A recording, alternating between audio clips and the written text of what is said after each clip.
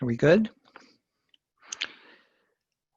Okay, I guess we'll start since it is noon. I'd like to start off by thanking you for attending this kickoff virtual session from NCME, which is Psychometrics is Dead, Long Live Psychometrics, Measurement Still Matters. My name is Andre de Champlain. I'm Director of Psychometrics and Assessment Services at the Medical Council of Canada. I'd also like to thank the chairs and the organizers from NCME for inviting us to be the kickoff session. We're quite pleased and happy to do so. It would have been nicer to see you in person in San Francisco, but hopefully this will still be quite beneficial for everyone. And I also like to thank the four presenters who I'll introduce and our discussant for agreeing to do this. This is new territory.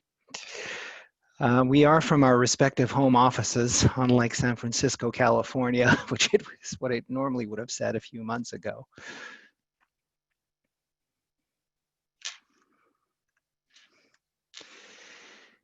When I had the idea for putting this session together before I invited the presenters, there were really two fairly straightforward and simple motivating factors.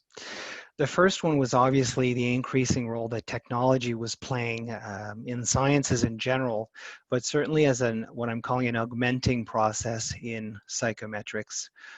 As you'll hear in several of the talks, and Alina in particular, I think, psychometrics, like most disciplines, is really beginning to evolve into a multidisciplinary field with contributions from a number of different areas, including engineering, computational linguistics, IT, and other areas. Again, always in the spirit of improving what we do as a discipline. The second factor was really, at least what I perceived, and I have to give you my full disclosure, I do work in a large-scale testing organization, as the relatively stagnant nature of item and test development processes. And what I mean by that is that certainly where I work, and that's probably true in a lot of organizations, the approaches that we have in place are fairly old, not to say that they're not valuable and not defensible, but they really haven't changed a heck of a whole lot for a long, long time. And they still really largely form the centerpiece of what we do in these types of organizations. Oh, and in the meantime, we had this little thing called SARS-CoV-2 that basically has completely not only upended society, but certainly that's true. I can speak for the broader testing industry. It's been incredibly challenging for several organizations to navigate through these particular last 4 months. Many of the established practices that we've loved and adored over the past decades have spectacularly collapsed in the face of this disruption. In medicine, and I do work in medical education, they often use the expression analog medicine in a digital world, the intent being essentially that medicine is not in line at all with all the advances that are occurring in technology right now. I think the same actually applies to our field, and I'm very happy to hear, very happy to be able to present in a few seconds our presenters who'll talk about some of these innovations. For those of you who are a little bit rusty on your medieval French history, the intent of the title was really to sort of highlight a proclamation that was made routinely when an old king died, usually under very suspicious circumstances. The new king was introduced, invested, I guess is the word, and the typical phrase that was used was "Le roi est mort, vive le roi," or "the king is dead, long live the king." And I thought it was an interesting saying, considering that it's about 900 years old, that applies to a bunch of industries that are currently really grappling with severe disruptions. Just think of airlines, for example. But I think it's also true for our field, for psychometrics. So really the intent of this session was to try to highlight the really creative and innovative work that's ongoing right now in psychometrics in a number of areas, from really its base epistemological nature to item development and test design. So hopefully you'll find this interesting. We have 4 presenters this afternoon. That's Eastern Standard Time this afternoon. who'll go over their respective papers, followed by our discussant, Andrew Mall from the School of Education, University of California at Santa Barbara. What I'd like to do is mimic a little bit what we do in an actual NCME session, which is to allow each presenter about 13 or so minutes to go over their presentations, followed by our discussant, and then maybe have the discussion via the chat function after that. And if there are some little technical glitches along the way, I'd ask for your patience as we go through this. So without further ado, I'd like to introduce our first speaker, Alina von Dabier from ACT, and the title of her paper is Computational Psychometrics for Learning and Assessment Systems.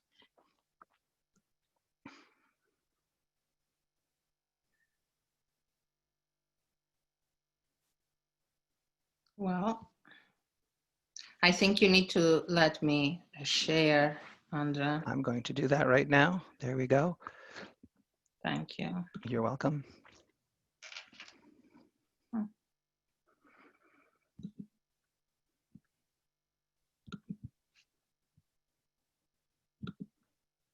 Oh, I think I just saw something, Alina. There you go.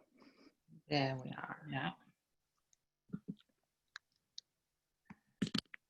Well, bear with me. For some reason it went to the end, despite the fact that it was ready. All right, so thank you. First of all, thank you, Andre, for inviting me to be part of this panel. I want to thank everyone who joined for this session.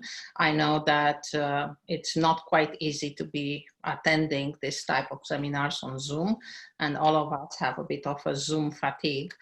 But with that, I want to thank you all. As many of you at least know, I've been with ACT for almost 4 years, where I developed and built up the ACT Next as an interdisciplinary team. As part of the work that we've done there has been to think of the work, of everything we do in education as part of a larger ecosystem, and where big data that we seem to collect now and the appropriate type of methodologies need to be combined to make a difference for the students. So today I will talk again, and I did talk before about computational psychometrics, but I want this time to put it in perspective on why we are doing this, and to talk about the changes in assessment that we have noticed, especially now with COVID. So many companies, as you know, many companies right now, especially those in the educational testing, are talking and trying to support the point that testing is necessary. And you hear universities saying that, well, we should move to be test optional. My point, my opinion, and actually it's a conviction here, is that tests are here to stay. We need them. We need a way to differentiate people. We need to understand what are the strengths and the weaknesses. However, tests need to be improved. As Andre said earlier, pretty much everything that we still do in education is the last century. I mean, and actually all of the big tests that we have been developed in the last century. So there is definitely a need to improve. However, they will still be around because that's the best way in which we can gain more information about what's going on and how we can improve it. So in this presentation, I'm going to talk a bit about the trends that I see in the testing industry moving towards learning, why I propose computational psychometrics, and then I will give an example from ACT Next. So,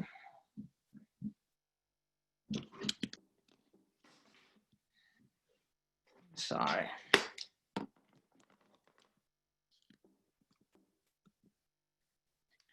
Now, I see the differences in the current testing or testing situation in different areas of testing, applications, design, mode of administrations, and a few others.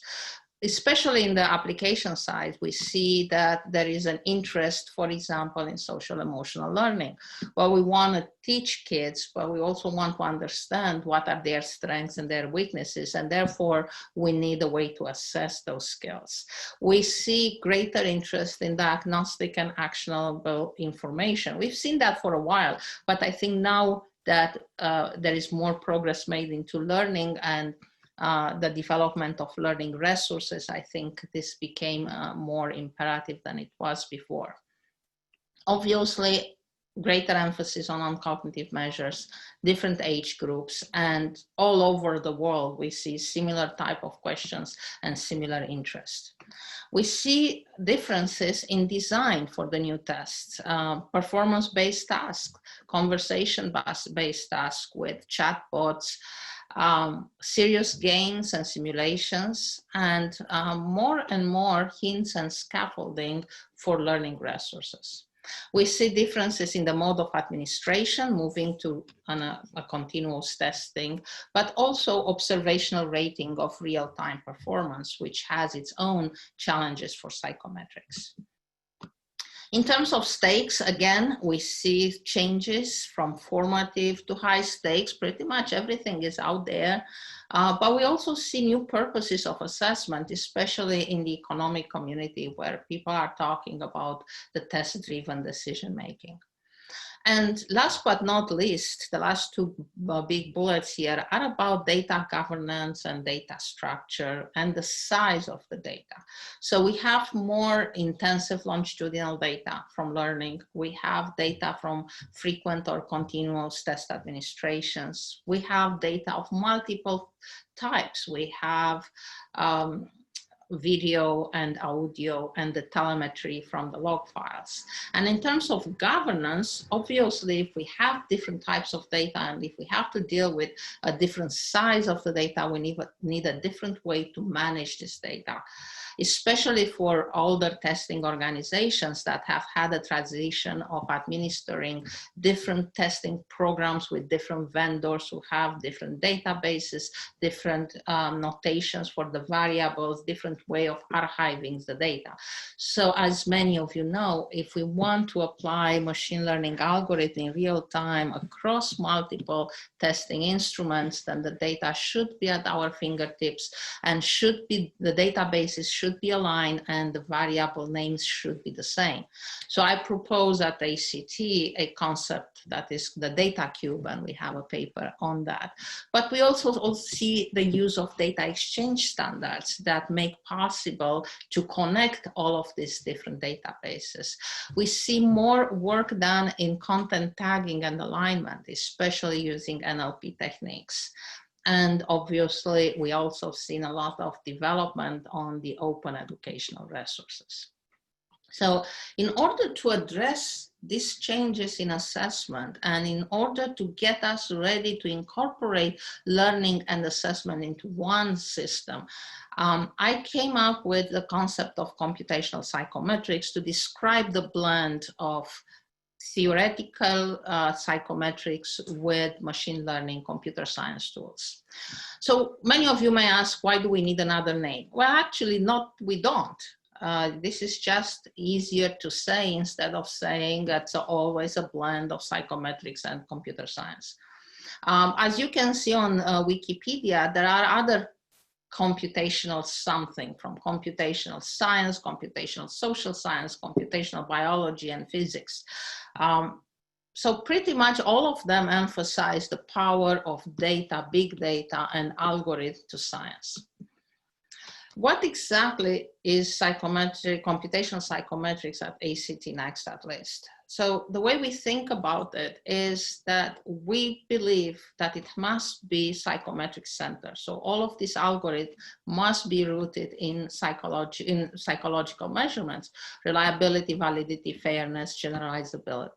We also believe that at least in our smaller, narrower universe, it must extend its prediction beyond summative test. It is theory-based and it uses modern conceptualization of the constructs, and it is definitely interdisciplinary, as I already mentioned. It includes and uses and takes advantage of frameworks, the evidence-centered design framework, the ACT holistic framework, which identifies the factors that are relevant for student success. It is definitely data-driven, large-scale, highly dimensional, real-time, big data. And the data sources are often multiple. And it is algorithm powered. So it's adaptive, it's computationally efficient, and we have a functional alignment between the various systems that need to interact. And also we want to account for interactivity and feedback. I know that this is a lot, and this is why I still keep bringing this up, because as opposed to say computational social science, for us, the data collection is part of the design. We do not treat the big data as an afterthought. We want to be intentional in how the data should be collected at that size. How are we going to implement this? Well, it's a multidisciplinary and multimodal approach. And this was the old way in which I used to talk about computational psychometrics. I put it up again here. It contains multimodal data. It uses data mining to identify patterns in order to develop this, what is called as low-level features, and then machine learning for higher level features such as affect fluency, for example, in this case for communication. And here are the higher level interpretations, which also often mean the larger or more complex psychometric models.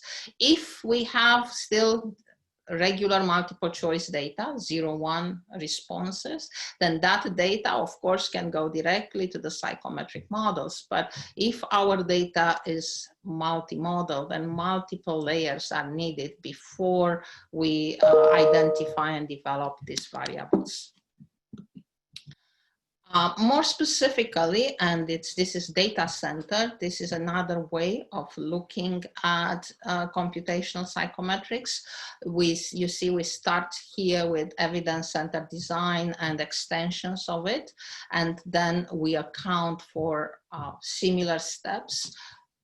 So here are the frameworks and the models, and here at the bottom are the different types of data, usually involving some sort of performance and diagnostic and recommendations. I have an example here, and I will need to check. I would, in case I am out of time, please send me an email, Andre. So Educational Companion app is a good example where we try to combine all these data sources, and we created it as one application for obvious computational psychometrics. And this is work done with my colleagues from ACT Next. It is a companion app, so it's an app. It helps the students improve their scholastic performance, prepare for tests, but also engage in self-discovery, such as what type of career they might like. It provides diagnostic information, feedback, personalized educational resources, and it uses all the concepts from the data cube where all these data sources have been fused and aligned. In this particular case, we've been using computational psychometrics as a framework for the recommendation and diagnostic engine, that it is inspired by the cognitive diagnostic model, but also by the learning models.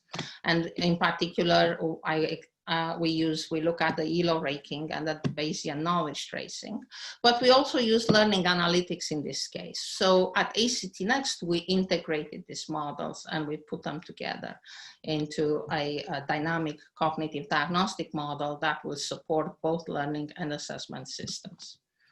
So just to give you an example, we actually ran initially about 11 models, and now we are adding the new model, the mastery model that Gunter Maris developed.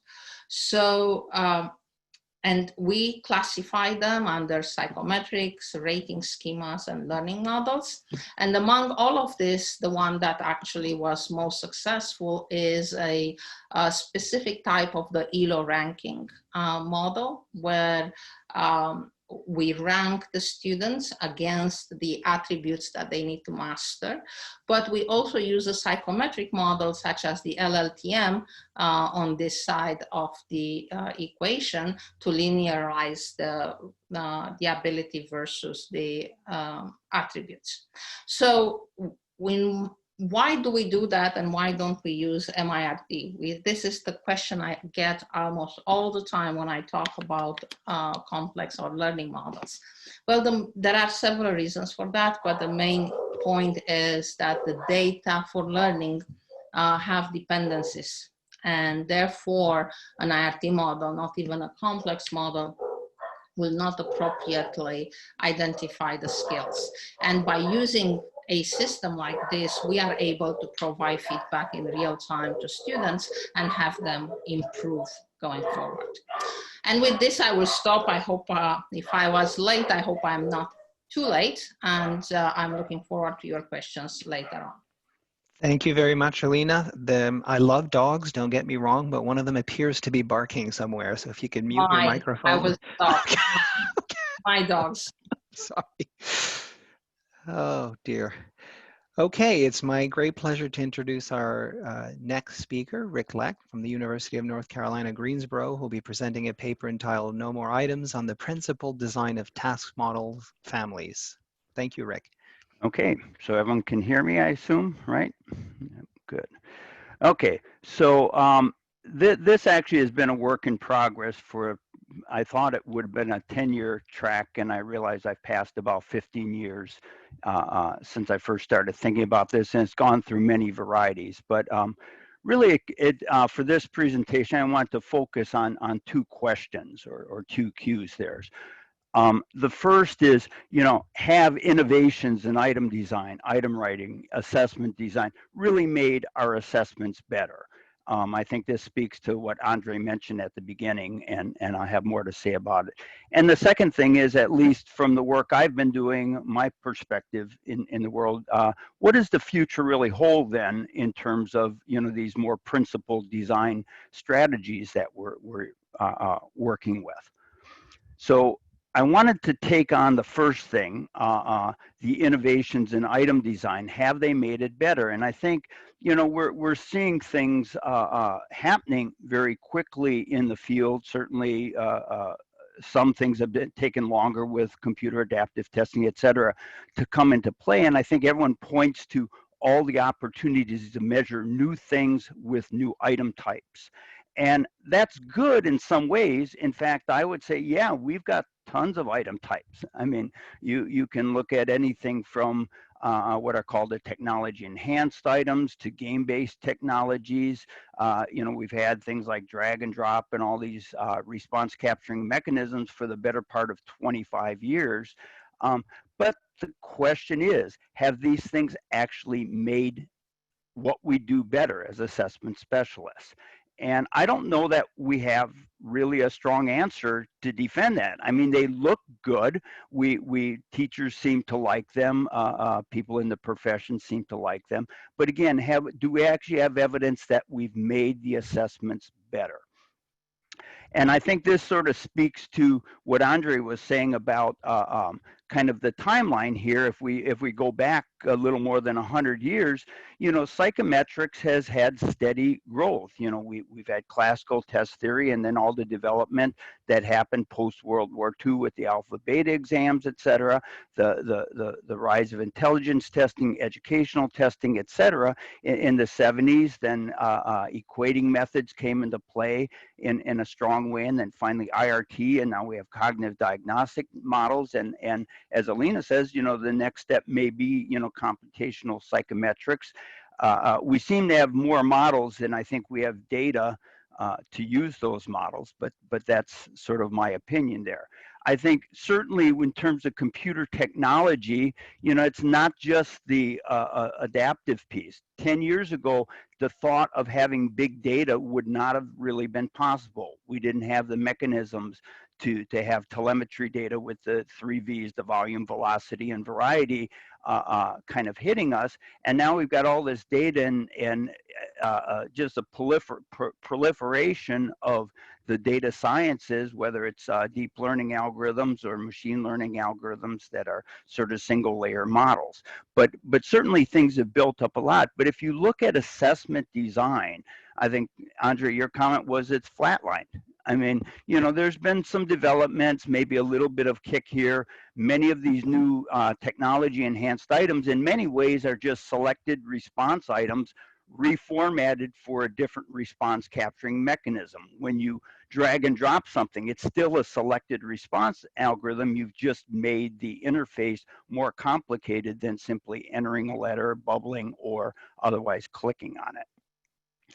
I think the point here is that we want to say, you know, you know, we need more data. I mean, that's clear, and it's a question how you get it to it. So Fritz Drasgow, Randy Bennett, and myself, you know, put this out in 2006.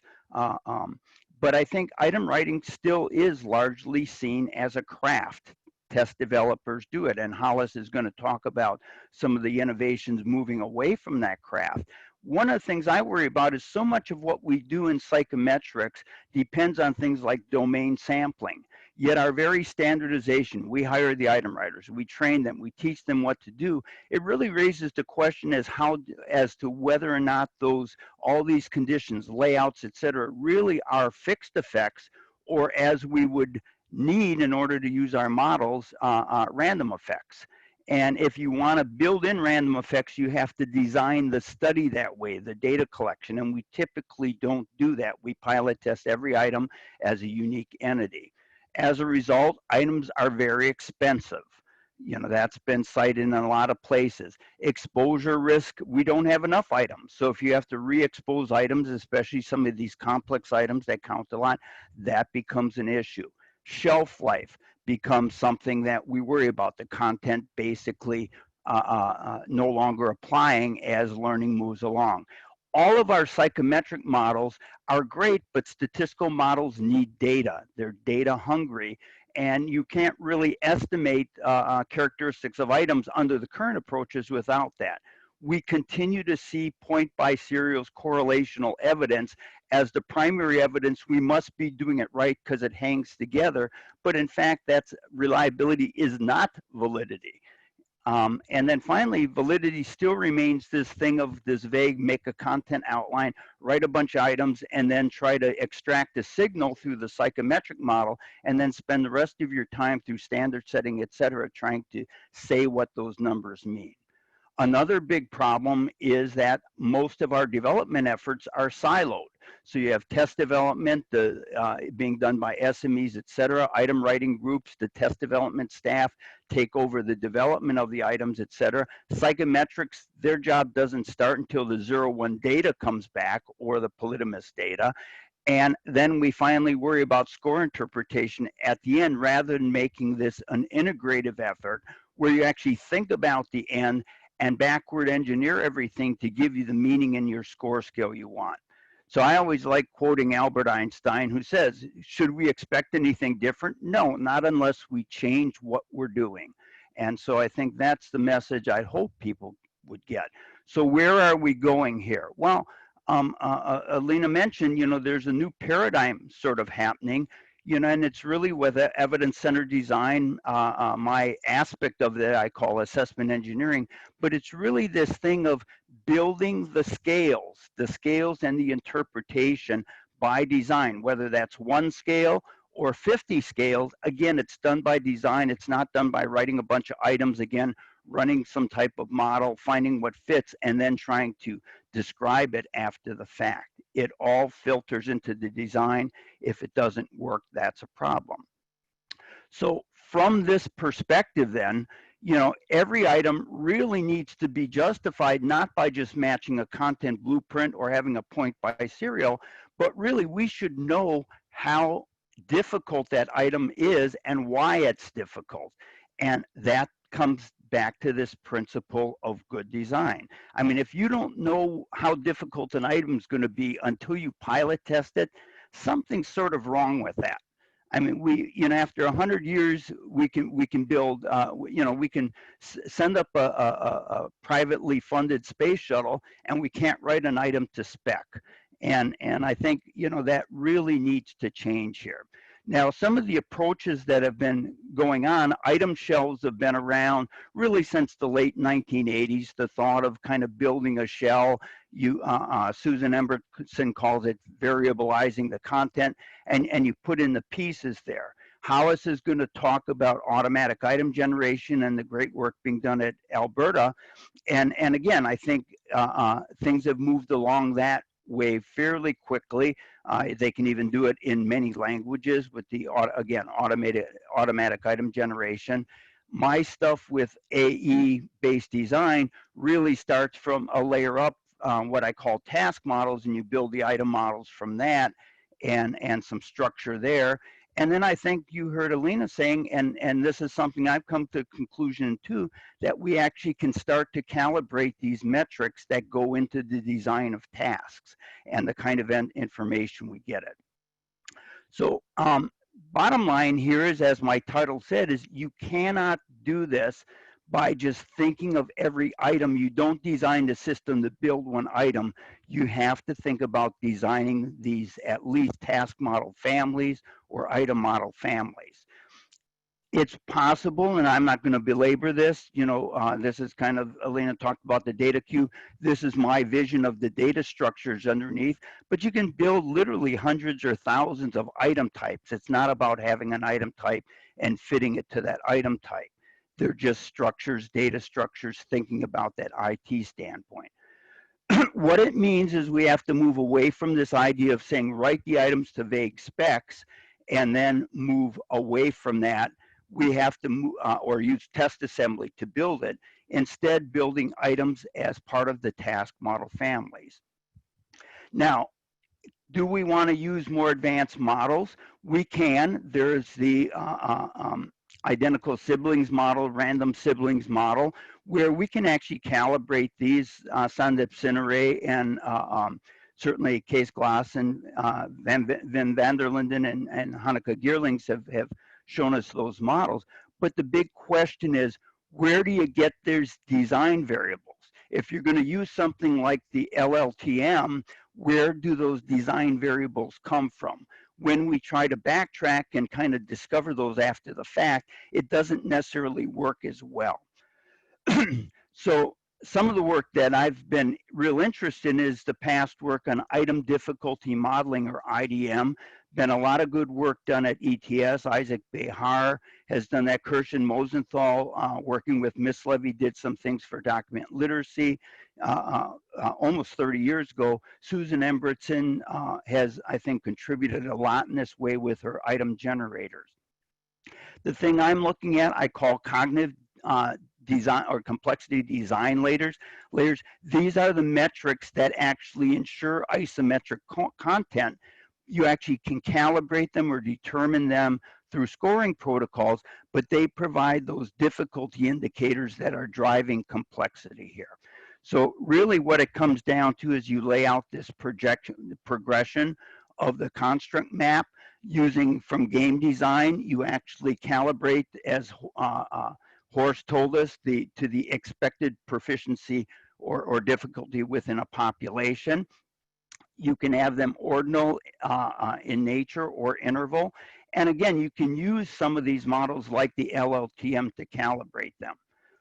What do I mean by this? Well, some of these CDLs are skill complexities.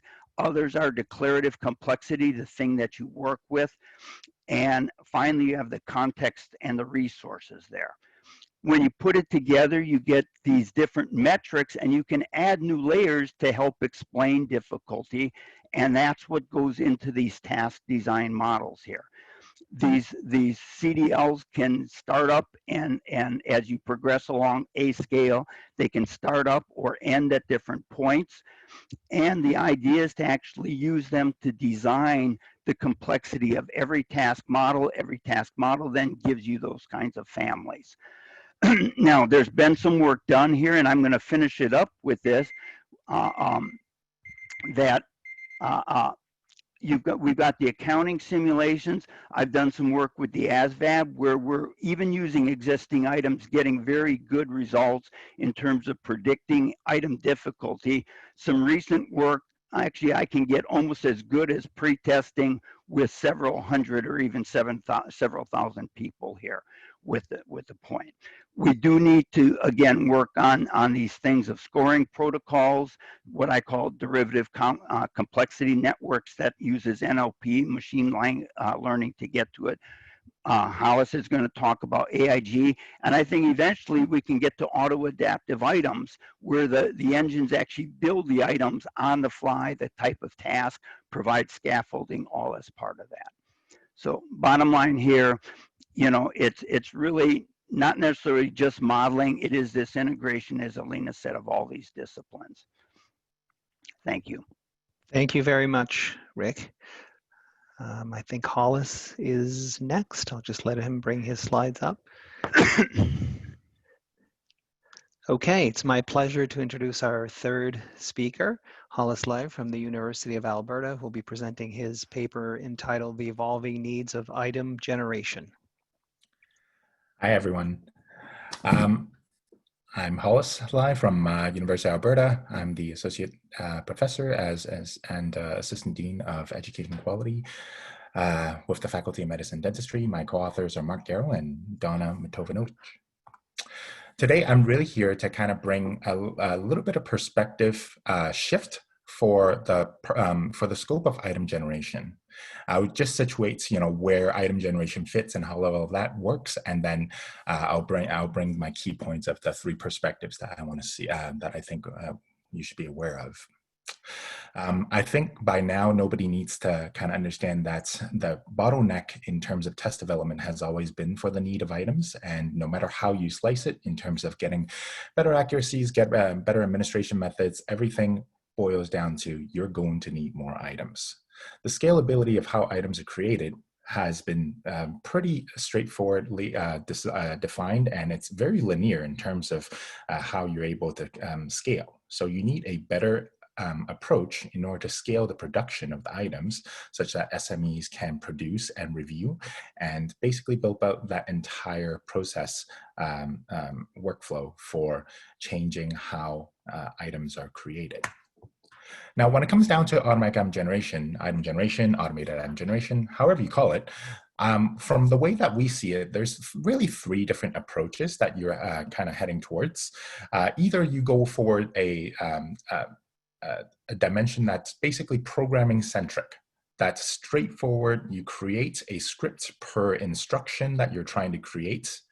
Or on the other end of the dimension, you go towards a totally ontological base. So you draw from a knowledge base, and basically it's the depth of the knowledge base that dictates what type of items that you're able to generate. What our approach and our research has always been was a fine balance in between the two states, and that is using basically cognitive models as well as various constraints in order to kind of allow for the level of approach that we're trying to generate. So when it comes down to calibrated item generation, I'm going to leave it to the fine work of Rick's modeling, various modeling approaches, as well as Alina's data mining approaches for doing so. But let's have a look at what are some of the common challenges that are facing in item generation. So when it comes down to converting test content into items, if you program your way out, then you're going to be kind of constrained towards the approach of how you go about to create these items. Whereas if you use a knowledge base, but then the bottleneck comes back into defining the knowledge base, and as well as where the complexity of the knowledge base increases, then the programming adaptability that you need also increases.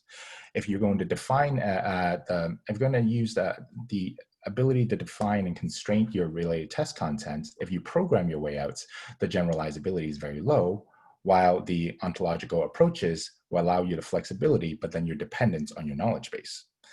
The ability to scale production test items, programming approaches tends to be able to scale, but then you're just varying on the different levels of difficulty on that same task, whereas ontological approaches has good has good, I think it has great potential, but in terms of what the outcomes are, you're going to need to do a lot more reviews in terms of how you get about it. So our approach is very much of a very middle, sitting on the fence approach. We see it as a symbiotic process where content specialists are enhanced by technology in order to produce demands that's needed for new tests. So we integrate the various technologies into the item generation process so that content specialists can better define and have a flexible tool for doing what they need to do. Our approaches, and I've explained, I'm sure that you've kind of heard of this before, it's a 3-step process. And the reason that we kind of went with a cognitive modeling process in separate to the item modeling process, as well as the item generation process, is that the cognitive models allows the flexibility for the SMEs to define and scale and limit the scope of the problem that they're trying to model. The item model approaches, the steps that's involved, allows for the complexity of the programming to be expressed independent of the cognitive expressions that the SME will have. And the item generation approaches that we can do, that we've programmed for, is generic in nature because item modeling is separate from cognitive modeling. And it's a very simple approach where it just relies on an iterative process in order to produce predictable outcomes. So as we've kind of worked on this for about a decade now, what I've started to notice and what I've started to pay attention to is that we actually have a splitting of different stakeholders that need this technology. And I see that there are different item generation work that is being done right now. And there are basically the stakeholders of the adopter, the experimenter, and the producers. And recently, I finished my MBA, and I'm trying to integrate 2 different theories that is very prominent and very popular within the business literature. That's the innovation adoption curve. I'm sure that's everyone has heard of that, and the disruption and the disruptive innovation theory by Clayton Christensen. And by applying those, you can very easily see why we want to look at the item generation problem using 3 different perspectives. So when it comes down to diffusion and innovation theory, which is your innovation curve, I'm sure that everybody has seen this, where basically it's everybody is segmented by the adoption of a certain theory or certain innovation, a certain technology through 5 different groups of people. You have the innovators, you have the early adopters, the early majority, late majority, as well as the laggards. In this case, as you go through and introduce anything, any new concept or paradigm shift, this approach seems to lay out across time. And we don't know what that time scale is going to be, but what we do know is that in Clayton Christensen's work is that there is a shift in between the need for innovation to kind of look at into where the disruptive innovation, which helps to identify the early adopters and the early majority, to transition the technology and the innovations in between these 2 states, compared to the sustaining innovation across time, which basically are innovations that look specifically in transitioning the early majorities and the late majority of the innovation. So as you can imagine, as you bring on different innovation into a given novel area of research, there's actually different needs across time that you may need to address.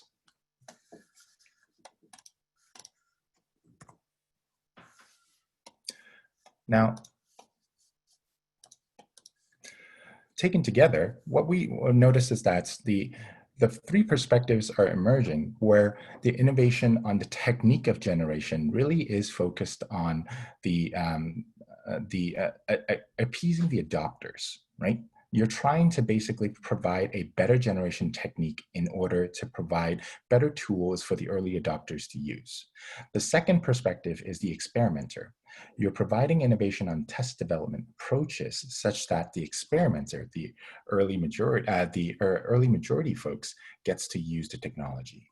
And then while the other piece is that you're looking at the innovation of the producers, you're basically providing innovation on the sustainable test development practices, because you're translating that into test development practices, which relies on a very predictable and flexible approach that they can use time and time again.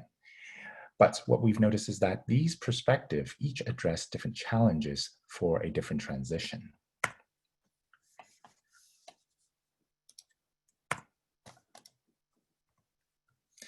So when it comes down to the adopter, you're facing the challenge of an increasing test demand. You know that you need a solution. The development efforts are really concerned with the generation process, but you're not necessarily constrained by a given content area.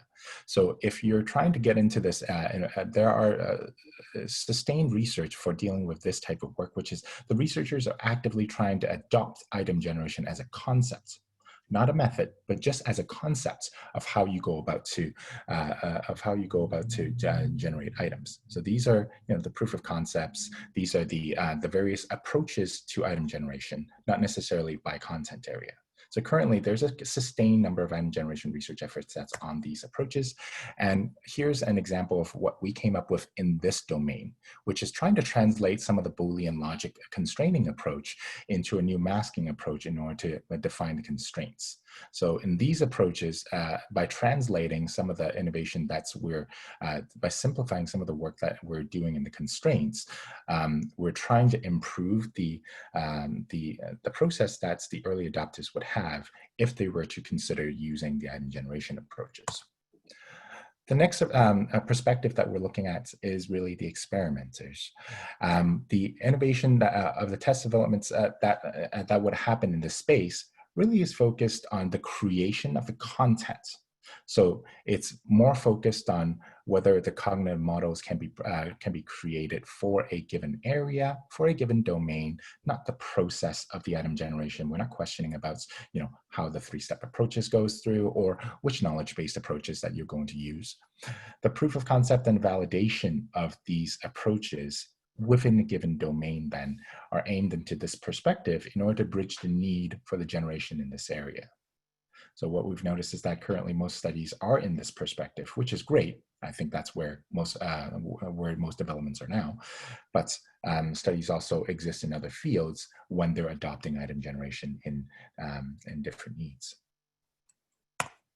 So here's an example of how experimenters type of approaches for item generation would have. So we have some in mathematics, yes, so that's what. Then we have some that are adopting item generation in dentistry and dealing with radiographs. Then we have some that are on nonverbal reasoning. So by basically taking the same approaches that are defined in the earlier stages, you're just taking those methods in order to kind of create the methods for applying within a specific domain. And finally, we have something that's on the perspective of a producer. You want to innovate on this in order to produce a sustainable innovation. And the reason for this is you need to assume, in order for this type of approach to work, the assumption is that there is an established generation practice. You know what the method is going to be. You know that it works in your area. But then now research is needed to look at the administration, the evaluation, the management of these generated items as a process. All of these developments are different in nature from item generation as a whole because the goals are different. You're trying to enable testing practice to adopt item generation. And in this case, what we've noticed is that this area of research is now needed because we already know what the generation method is going to be, and in most cases, the generation studies within a given subject area are already out there or are being created right now. So the next step here really is to look into more research into the perspective of how you adopt item generation in practice, and of which these are about the specific handling of the item generation outcomes. So, for example, in what we kind of produce here as an example was we have the ability to generate parallel items in different languages, and these are we never really noticed that these are the problems that are separated into these perspectives, but we were actually solving problems across the different time frames, and that's why it seems kind of messy when we're kind of solving the problems at the same time. But what we've realized is that they meet different needs according to the three perspectives. And when you organize it in this way, here are some of the recent developments in item generation. We've noticed that, for the perspectives of the adopters, we've noticed that Vandavier was able to use the convolutionary neural network in order to produce a method of generation based upon using basically neural networks in order to generate items. Mark and Ginny has also worked on a method of using topic modeling in order to generate the distractors as a solution to generating distractors. So these are improving the methods of how you go about to generate. Introducing the methods is different from the experimenters, which is looking at evaluating the efficacy of the production in the areas of mathematics, which is basically a validation study on the content of mathematics area, as well as Leo has kind of pursued the ontological approach in order to generate 3 million items, and then using, basically an UMLS approach in order to refine that generation process. All of these are within a given content area, but then you're validating that the established approach. And whereas the ability to scale the production of the test items to meet the needs of the producers, what we noticed that Chen has, published the approach for calibrated item generation and was able to estimate about difficulty variations for about 5% of their generated items. And Atalia has also evaluated the broad deployment of generated items in learning companion context. So all of these studies are going towards validating how you would go about to use the item generation technology. And if you can kind of separate those three kind of approaches, you can see that as you're adopting item generation, they actually fit into each of these perspectives. To kind of summarize, Psychometrics has always been about the pursuance of measurements in learning. Item generation really enables the measurements of learning through delimiting the availability of items. You're removing a step, a barrier for producing better measurements. As item generation establishes in psychometrics, we think that the three perspectives needs to be considered when you're pursuing these projects. Thank you very much. Thank you, Hollis. It's my pleasure to introduce our final speaker. I'll just let Han pull his slides up here. And I'll thank Han in particular because he's doing this during his dinner time, I'm guessing, since he's in Amsterdam. Our final speaker is Han van der Maas from the University of Amsterdam, and his presentation is entitled Making Measurement Matter, Computerized Adaptive Practicing. Thank you.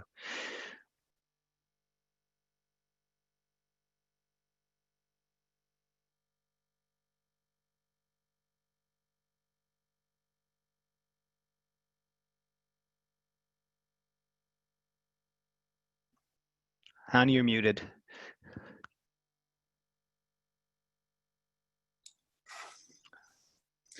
So my talk will be about computerized adaptive testing, indeed from Amsterdam, and it's also a project that's originated in Amsterdam and is situated in the Netherlands mostly.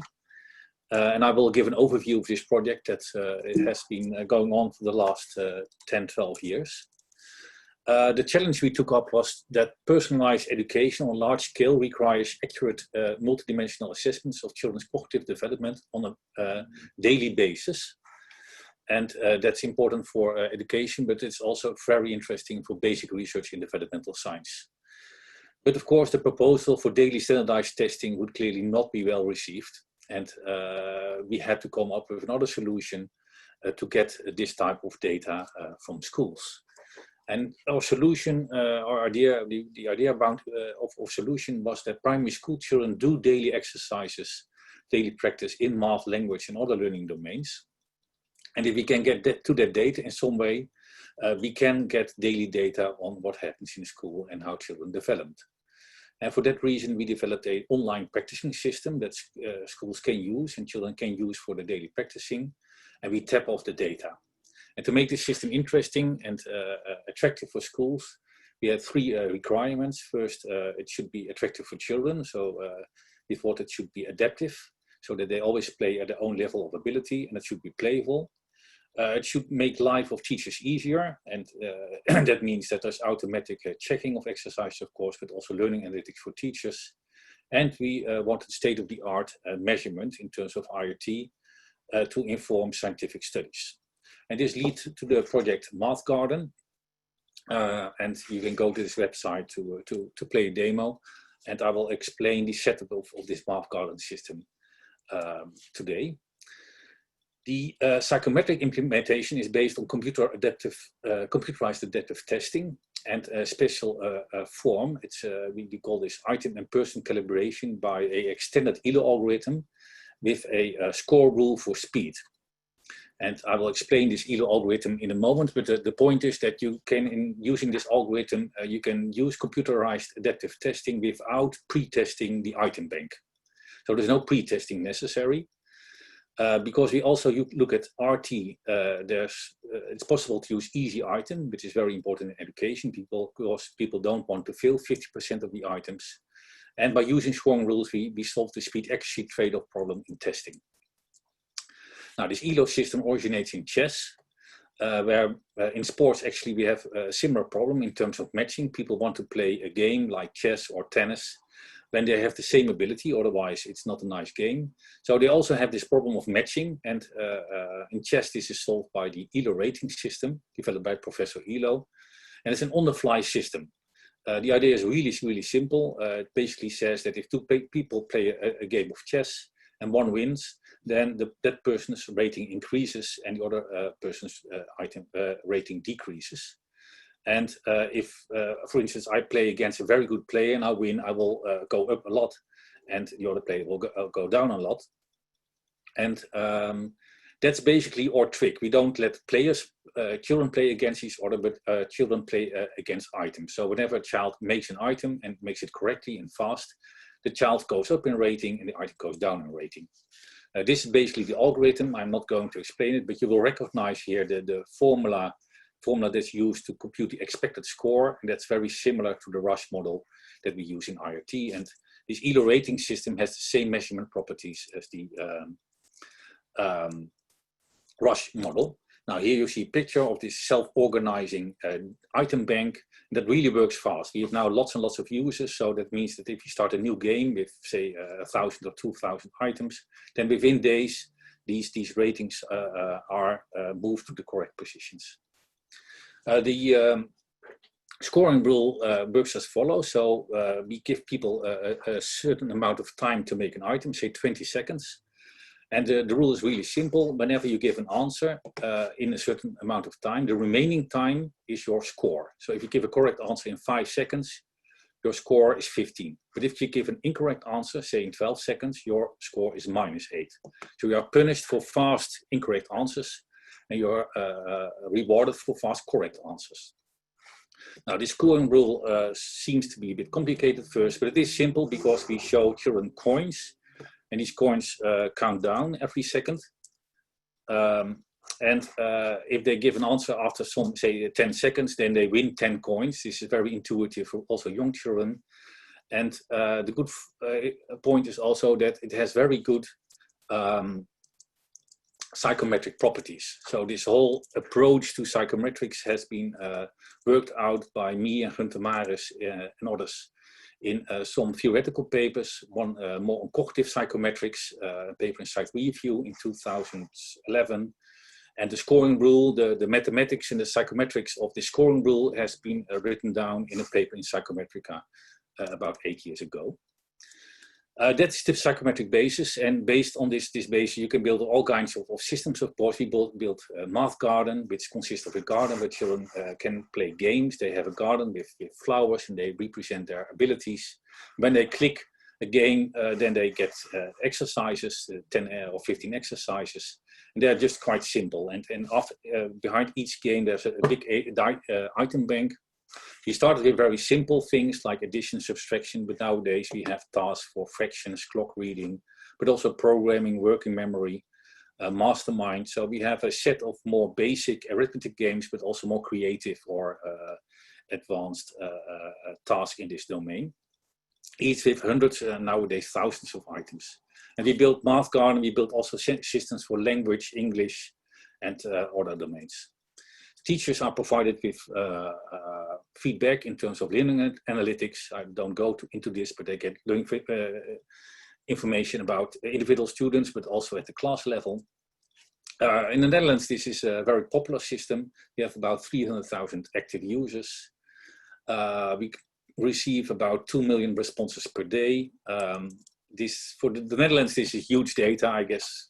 United States, people are maybe not so impressed by these numbers, but you might be impressed by the fact that there was even schools in the Netherlands that did a carnival in Math Garden output. And I thought that was a nice reward for our work here. Nowadays, Math Garden started as a research project at the university, but nowadays, at some point, we turned it into a spin-off company. That's called Oefenweb, now owned by ProWise. Schools pay a low amount of money to use our systems, but they have to agree to study scientific analysis of anomalous data. So we make a loop between the company and the schools and the scientific approach. And that has been very fruitful. This is a not complete list of publications that we wrote in the last 10 years. About things like sometimes content specific, like about multiplication or subitizing or working memory, but also papers about the validity, the speed accuracy trade-off, more technical papers on the relation between ELO and IRT. And until now, 4 dissertations have been published on this approach.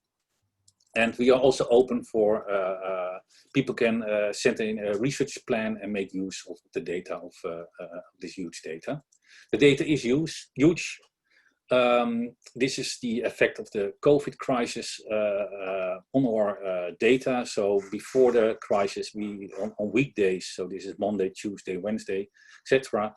We had about 1.5 million responses per day, but since the crisis, this went up over 4 million responses per day. Then my evaluation. Yeah, so I'm not going into all the developments that we are doing, given the amount of time I have. I see it go a bit quick, but I just want to give a short evaluation, and then later in the discussion I can tell you more about recent developments. I want to evaluate it on 3 dimensions: the children, the teachers, and the research. In terms of adaptivity and playfulness, we are really satisfied. We are a very popular tool among primary schools. 90% of our schools are in the Netherlands, but we have schools all over the world. And children really like this system. I'm a bit less satisfied about the learning analytics side, although the learning analytics are not bad in itself. I'm disappointed about the amount of teachers that really use learning analytics and apply them in their teaching. I estimate it at 10–15%. And I'm very satisfied about our original goal to have high quality measurement, often on a daily basis, as a source for personalized teaching, but also for basic research in developmental science. That's it. Thank you. Thank you very much, Sean. I'd like to now turn to our discussant, Andrew Mall from the University of California, Santa Barbara, to offer his thoughts on some of the papers we heard and maybe his thoughts more generally on the topic.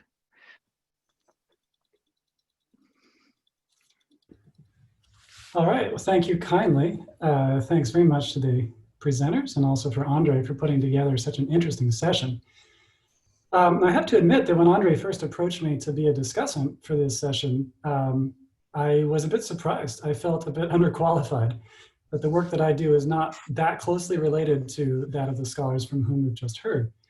The work that I do has to do with the philosophical and historical foundations of science in general, and the human sciences, social sciences more specifically, and even more specifically with the very concept of measurement and how measurement works in science and how it contributes to scientific advancement.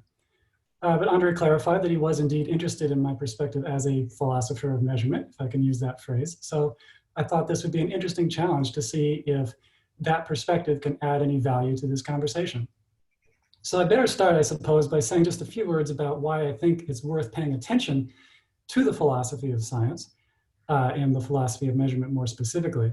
And the very shortest way I can say this is I think that studying philosophy and history invites us to zoom out and see our activities from a wider, more contextualized perspective.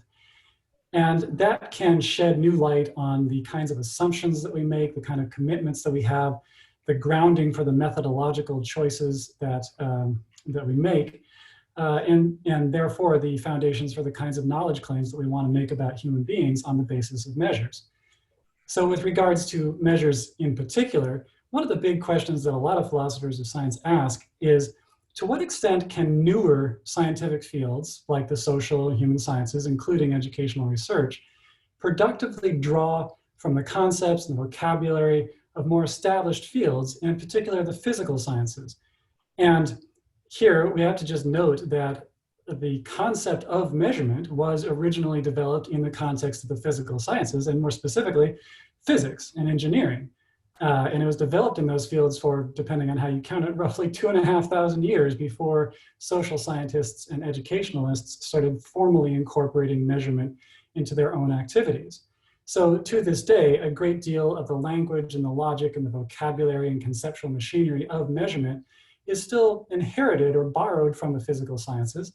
And from my perspective, it's still an open question to what extent that is the optimal way for us to move forward, or whether there are other strategies that would be even more appropriate for our unique subject matter. So I want to be really clear about why I think that it is valuable for educational assessment specialists to know something about the history and philosophy of the physical sciences. It is not because I think that we in the human sciences should feel any obligation to meet the standards of the physical sciences. It is certainly not because I think that measurement in education has to look like measurement in physics or elsewhere. Rather, it's just as a matter of historical record. As I was mentioning, measurement was developed in the context of the physical sciences.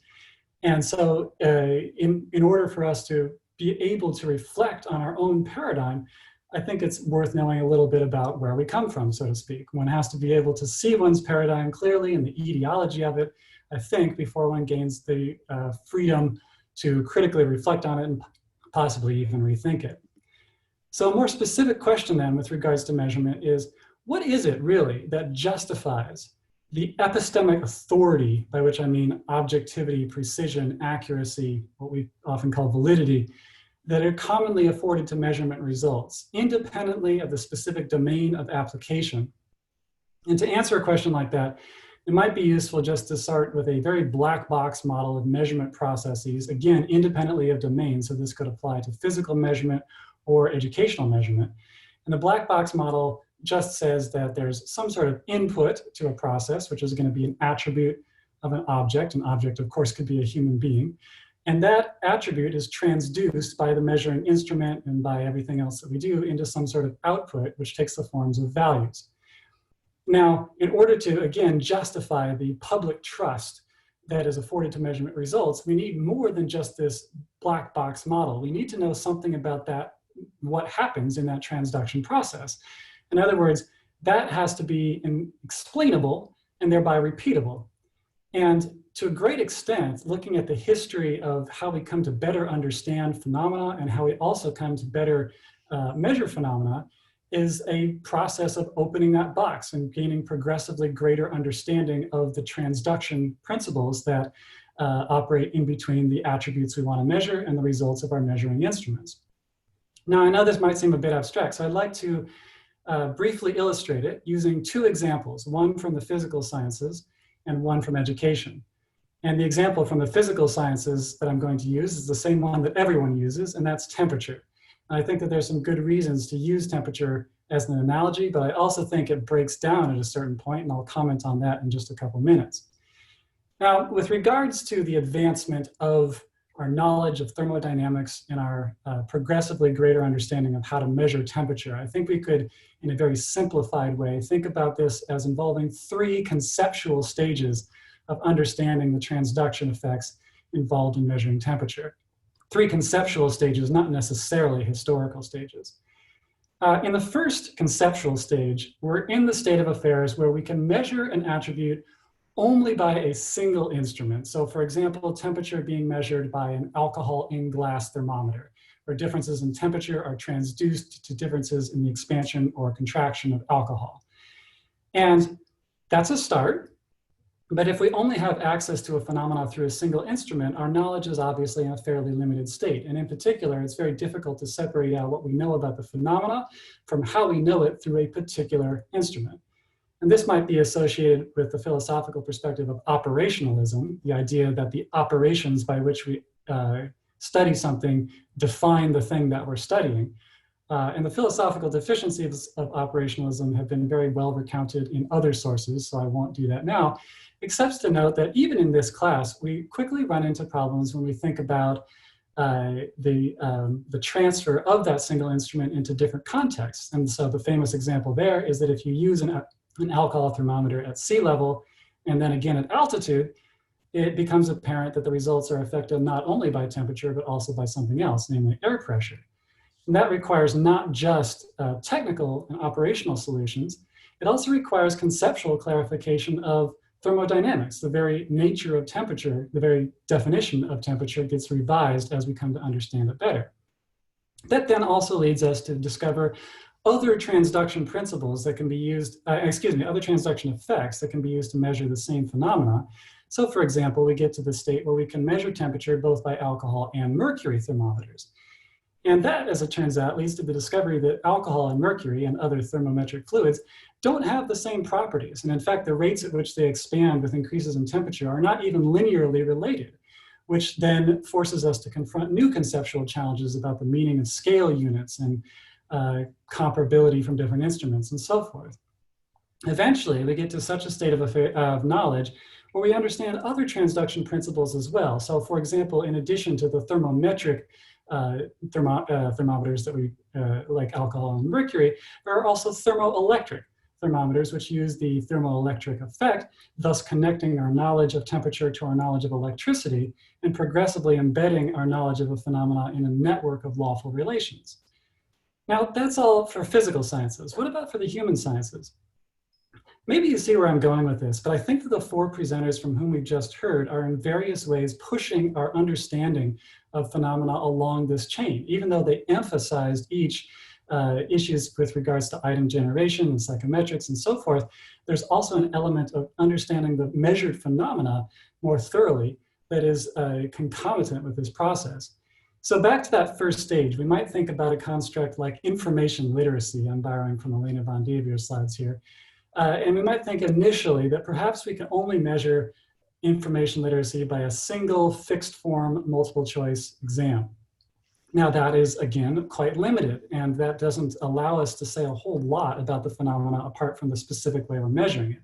And many people, of course, will immediately recognize this actually is the state of affairs for many areas of social science research. But as the 4 presenters each illustrated in different ways, we can push ourselves a little further than that. Something parallel to this second stage might be where we can now measure something like information literacy by an adaptive exam, which requires us to be able to generate large numbers of items and maybe even eventually come up with automatic item generation strategies, which itself requires us to confront conceptual issues about, for example, what's incidental and what's essential, what parts of items can be manipulated. In other words, all this requires us to know something about the transduction from information literacy into behavior that's more thorough than if you were simply defining it by a particular test. And then getting to this third stage, what if we have different types of tasks, as we heard about in several different ways from the presenters? Performance-based tasks, conversation-based tasks, and this requires an even greater level of understanding of what the the attribute is that we're trying to measure, how we can separate it from attribute or construct irrelevant sources of variance. And here, psychometric models like item difficulty decomposition, explanatory IRT and stuff can also aid the progression of our understanding of the phenomena. Now, here's where I do want to just briefly comment about where this analogy breaks down, which is that temperature and thermodynamics in general, as far as I can tell, is as it always has been. In other words, even though our knowledge of thermodynamics has increased over the years, thermodynamics itself is a basic part of the physical universe. It is an invariant physical phenomena. Not so, obviously, for psychosocial properties, and especially those that are dynamically indexed to particular socio-historical conditions. Information literacy would seem to be a key example of that. So if I can borrow one of Rick's slides, which I really enjoyed here, he showed this different levels of progression of different domains. We might say something like our understanding of information literacy has surely gone up over the years, but the actual complexity of information literacy has also gone up, and maybe is even going up exponentially, as many of us can attest to over the last few months. And even if this particular graph is a little pessimistic, if the basic point holds, it seems to me that an implication of that is that we should not help ourselves to the expectation of any more measurement invariance than there is ontological invariance in the target phenomena. And sometimes I worry that social pressures for score comparability and invariance and so forth can make us shy away from confronting that in a particularly deep way.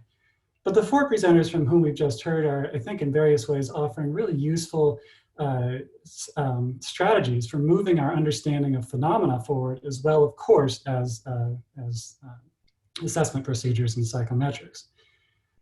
So I thank you kindly for your attention, and thanks once again to the presenters and to the organizer for putting together such an interesting session. Thank you very much, Andrew, for your comments. What I'd like to do now, we have 185 participants, if I'm reading this ribbon correctly at the bottom. So perhaps the easiest way, if you have any questions, and I know there's one already which I can address, is maybe to type it in the chat feature, the chat box, and then perhaps each presenter can address the question that may be relevant to them. The first question, guys, I'll just throw it out there, is someone was asking whether we could share our slides with some of the people online currently. I'd like to do that centrally if that's possible, which is just maybe to share them with NCME or something to that effect and then have them distributed. But maybe that's something we can talk about later. I just wanted to throw that out there in case you're not looking at the chat bar currently. Are there any comments, just general comments or questions for any of the presenters about what you heard? Oh, there we go. NCME will have online portal to house materials. Okay.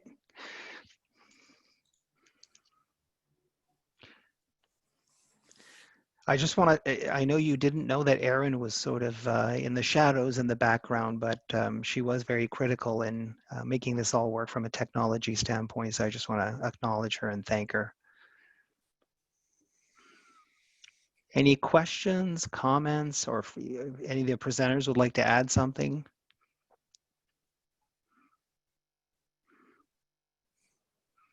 You're a silent bunch for 182 of you.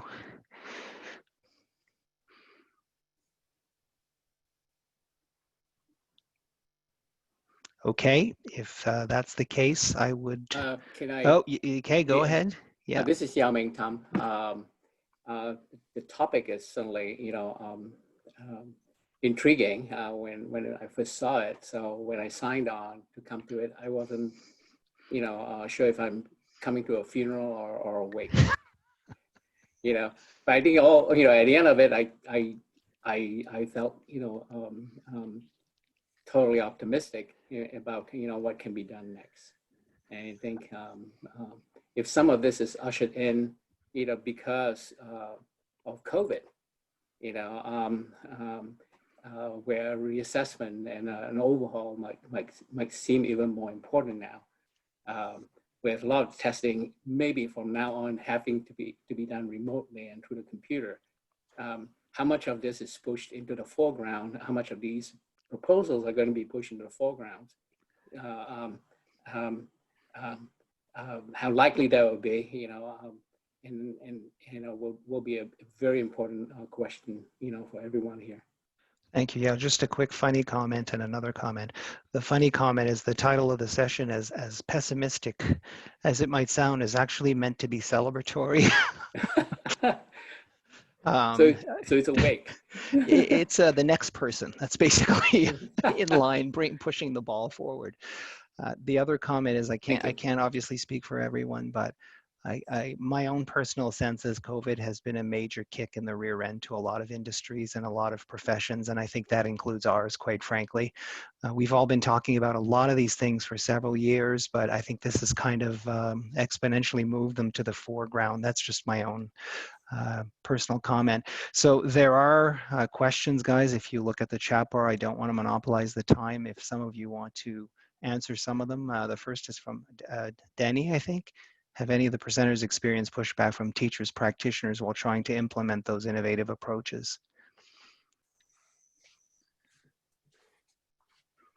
Yeah, I could quickly comment on this because I started with this idea that we want to do daily testing, which is of course very unpopular proposal, but our system was really well received by teachers, and I think one important aspect also in this was that it's a very easy system also to use for teachers. So it doesn't lead to any additional work pressure. They don't have to do actually anything if they want.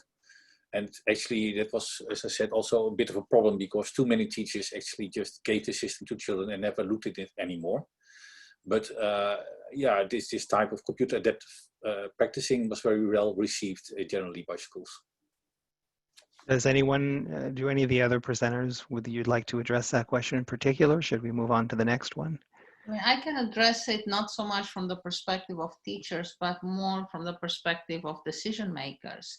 So, for example, on automatic item generations, many decision makers express their concern that the items might not be authentic enough. Although, of course, we have some evidence that actually, if you distribute the items blindly to subject matter experts, then they cannot distinguish between automatically generated and human generated. But that still seems to be a problem with many subject matter experts, and it's more general about technology. So it's a mistrust of technology that I encountered. And so I would like to address the other question as well about what will happen with the tests in the United States. Look, I really think the tests will continue. That was also on my second slide, I believe, just for different purposes, but they need to be better. I mean, all of our tests, especially in the K-12 area, they have been designed in the last century, and very few things have changed since then, despite the fact that students learn differently, respond to questions differently, interact with technology in a different way than we test. And then the question of validity should actually bother all of those who are concerned about how authentic these procedures are. I'm actually concerned that keeping the last century testing paradigm is inauthentic and creates problems, and perhaps not everyone can express that appropriately, but I think that some of the pushback is because of that big discrepancy between what we actually do and how the rest of our life is functioning. So I think the tests are here to stay, but they have to be different. Yeah. Yeah, and I can speak a little bit, with some of the pushback. I mean, there's folks don't like the term learning loss, but one of the big discussions going on in a lot of the K-12 environments I'm dealing with now are really saying, how do the tests, for example, in fall, have to repurpose themselves, no longer be a summative test given in April, but rather giving the teachers information that they can use to really see how much have students lost in terms of their learning due to COVID-19 and et cetera. So, I mean, my position on this is pretty straightforward. Teachers want to know what information will help them do their job. They do not want to be told that it takes away from instructional time, which means it needs to be integrated with instructional time and part of the instructional experience. The accountability side of testing, which seems to drive this, needs to go away or at least be downplayed in favor of more formative approaches that are going to provide that useful, timely information, not scores that happen in June when the kids are long since gone from the classroom. And you know, then we tell them, well, that'll help you next year decide what your students can do. So I think that really using timely information and making sure that information is being checked to actually show that it's interpretable and is being used in an effective way by teachers needs to replace what we've currently been doing as that paradigm. Thank you, Rick. If I can jump in and answer the last question, because I think I'm well positioned to answer that one. Any thoughts about the potential legal risks for generating items being used in high stakes situations? I should tell everyone that the Medical Council of Canada has been using AIG operationally for over 5-6 years now. In fact, we work with Hollis, Mark, and that group. We did also go through a lot of the growing pains that Alina underscored. I call it, the parallel I draw is the former chain smoker who's now the most vehement anti-smoker on the face of the earth. So we had that phenomenon we had to deal with quite a bit. But I will say that we have successfully defended the integration of this with our committees, with our candidates, and so forth. Everyone knows that we use this technology as part of what we do. So certainly from our experience, it's been an incredibly positive addition to our test development practices. I just wanted to answer that one question. The other, which the presenters might want to answer also, is basically the skill set that will be needed by future psychometricians. That's, I think, the gist of the question, if you guys want to answer it. I always recommend students at least to go and at least audit courses in other departments. So I definitely recommend the economics department, especially on the time series analysis and stochastic processes. I also recommend students to audit courses in computer science. And to be honest, now there are so many good courses online. I mean, there are amazing courses on machine learning on, well, pretty much everywhere, but Coursera has a few very good ones with University of Washington, also, of course, Stanford of Andrew Ng. Those are really good courses with exercises and homework, and they are available to everyone. So I would say Johns Hopkins have very good online courses as part of the MOOCs. So there are so many possibilities nowadays to improve one's skills, and I definitely recommend that to all the students. Yeah, and I'd like to add to that. I mean, I find it always phenomenal that we have this thing called psychometrics, and so few people in our field actually have had really good training in cognitive science and psychology. You know, that's certainly not a universal criticism, but I think it is true that we can't just be about the modeling of the data. We actually have to understand how you build a construct. And I think, Andrew, you spoke to that a bit, you know, of really understanding that from the front end. Again, not just getting a bunch of black box numbers and then trying to pretend we know what they mean. I would like to add to that.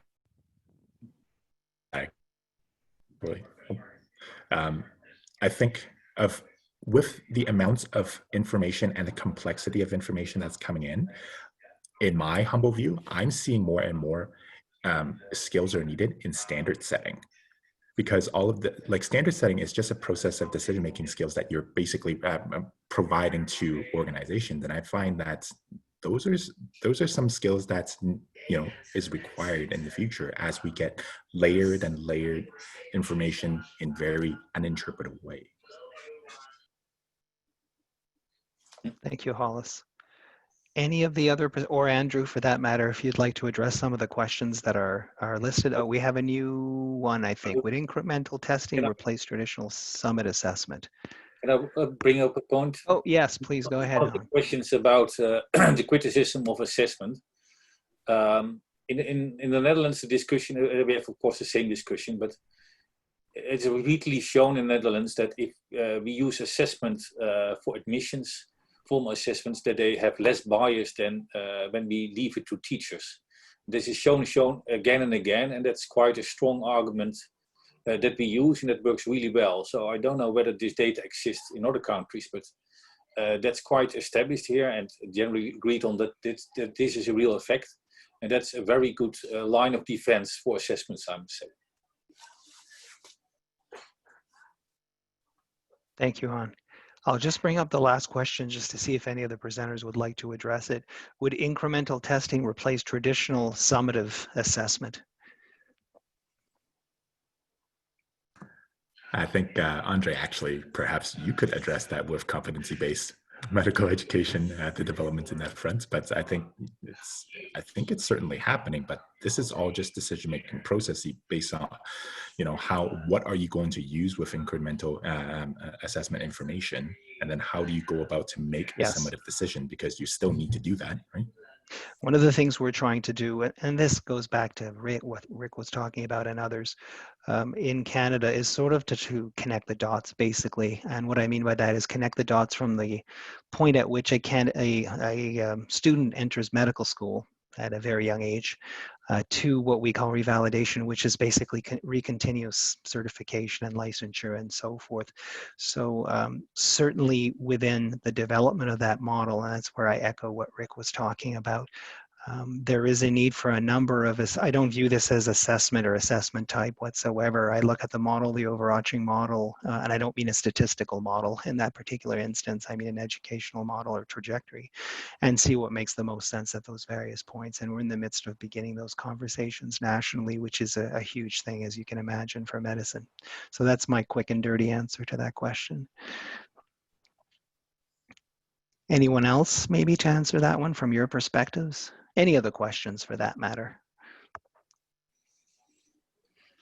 If not, I realize that we are reaching the end of our session. I want to thank everyone that was on board that joined. I think at one point we're almost up to 230 people. I want to thank the presenters. I'd like to also thank Andrew. I really enjoyed his discussion, and I didn't make a mistake, Andrew, when I asked you to participate, because that's what I was hoping you'd say. And thanks to everybody, and thanks to NCME also for your patience as we were setting up this first session. I really hope this is a good start to this particular series. I encourage you all to attend the other upcoming sessions. So thanks so much again to everyone. Thank you, everyone. Thank you, everyone. Thank you, Thank Andrew. you so much. Okay. Have a good day and stay healthy.